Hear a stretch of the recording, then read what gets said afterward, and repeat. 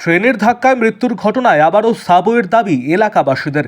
ঘটনা মালদার ইংরেজবাজার পৌরসভার ৩ নম্বর ওয়ার্ডের শেষ প্রান্ত বড় সাঁকো এলাকায়। জানা গিয়েছে সাবওয়ে না থাকার কারণে বাধ্য হয়ে রেললাইন পারাপার করতে হয় এলাকাবাসীকে।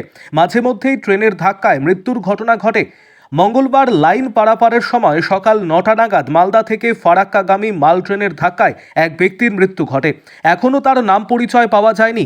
আর এই ঘটনা নিয়ে সাবওয়ের দাবিতে সরব হয়েছেন এলাকাবাসী।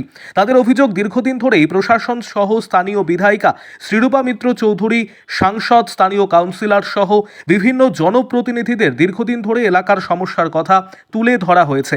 তারা ভোটের সময় এসে শুধু আশ্বাস দিয়ে যায়, আর ভোট পেরিয়ে গেলে তাদের আর কোনো পাত্তা পাওয়া যায় না। ট্রেন লাইন পারাপার হওয়ার সময় মাঝে মধ্যে এই ধরনের দুর্ঘটনা ঘটে। আজও একই ঘটনা ঘটেছে। তাই এই এলাকায় যাতে দ্রুত সাবওয়ে তৈরি করা হয়, সেই দাবি এলাকাবাসীদের। আরো আপডেট থাকতে আমাদের এখানকার ভিডিও জায়গাটার শেয়ার ও নাম কি? ফেসবুক পেজটিকে লাইক করে হচ্ছে ফলো আমাদের করুন। আমবাজার সংলগ্ন একদম খুব আমবাজারের পাশেই আমাদের বড় সাঁকো গ্রাম। এই হচ্ছে পাড়াপাড়ের রাস্তা। আচ্ছা, এটা হচ্ছে আপনাদের এই পায়হাটা। এই পায়হাটা এই লাইনের এই উপর আপনাকে পারাপার হতে হয়, তাই তো? হ্যাঁ, সমস্ত পাড়ার লোক এটা দিয়ে গেছে। সমস্ত এই পুরো যে যতগুলো লোক আছে এই রাস্তার উপরে, রেল লাইনের উপর দিয়ে। এখানে নির্দিষ্ট কোনো রাস্তা নেই। আচ্ছা, এবার এখানে হচ্ছে এই কিছুক্ষণ আগে আমাদের চোখের সামনেই ঘটে যাওয়া এক অপরিচিত ব্যক্তি রেল লাইন পারাপার করতে গিয়ে এই মুহূর্তে এই যে ট্রেন দাঁড়িয়ে আছে এই ট্রেনের সামনে মানে সুসাইড তো বলা যাবে না, অ্যাকচুয়ালি অ্যাক্সিডেন্ট ঘটে গেল। এখন তিনি অলরেডি ট্রেন দাঁড়িয়ে আছে, আমাদের ইঞ্জিনের সামনে বডি পড়ে রয়েছে। আর তার সাথে হচ্ছে যে এরকম দুর্ঘটনা মাঝে মাঝেই ঘটতে থাকে। এই যে আমাদের খগেন মুর্মু এমপি সাহেব, তারপর হচ্ছে আমাদের কিছুদিন আগে এসেছিল আমাদের কি লিপিকা বর্মন ঘোষ, ওনারা দেখে গেছেন, পরিদর্শন করে গেছেন, কিন্তু আমাদের কোনো রকম সলিউশন দিচ্ছে না।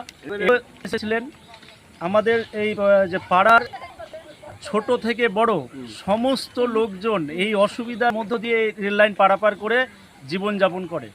একটা যদি বাজার করা ব্যাগও নিয়ে আসে, যদি ধরুন ব্যাগের মধ্যে সবজি বাজারটাও নিয়ে আসবে, সেটাও আমাদের কাঁধে তুলে নিয়ে আসা হয়। এই রেল লাইনের উপর দিয়ে যাতায়াত করতে হয়। সমস্ত লোক অসুবিধার মধ্যে দিয়ে যাতায়াত করে জীবনের ঝুঁকি নিয়ে। আমরা প্রশাসনের কাছে এটাই দাবি করছি যে খুব শিগগিরই যেন এই রেল লাইনের নিচ দিয়ে একটা সাবওয়ের ব্যবস্থা করে। আর এখন হচ্ছে 9:40 বাজে ফুল টাইম হয়ে আসছে, আমাদের যাতায়াত করার কোনো রকম সুবিধা, কোনো অপশন নেই যে এখন কোনো বাচ্চা যাবে বা আমরা কোন কাজে যাবো, কোনো অপশন নেই। কারণ লাইনের উপরে ট্রেন দাঁড়িয়ে কোথাও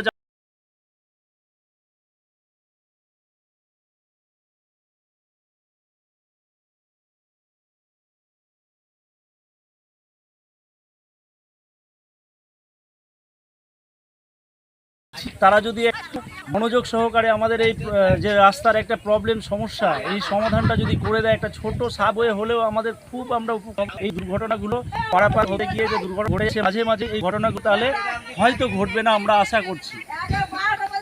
তো প্রশাসন যেন অবশ্যই আমাদের এই একটা সাবওয়ের ব্যবস্থা করে দেয়, তাহলে আমরা খুব উপকৃত হব, পুরো গ্রামবাসী, পুরো এলাকাবাসী।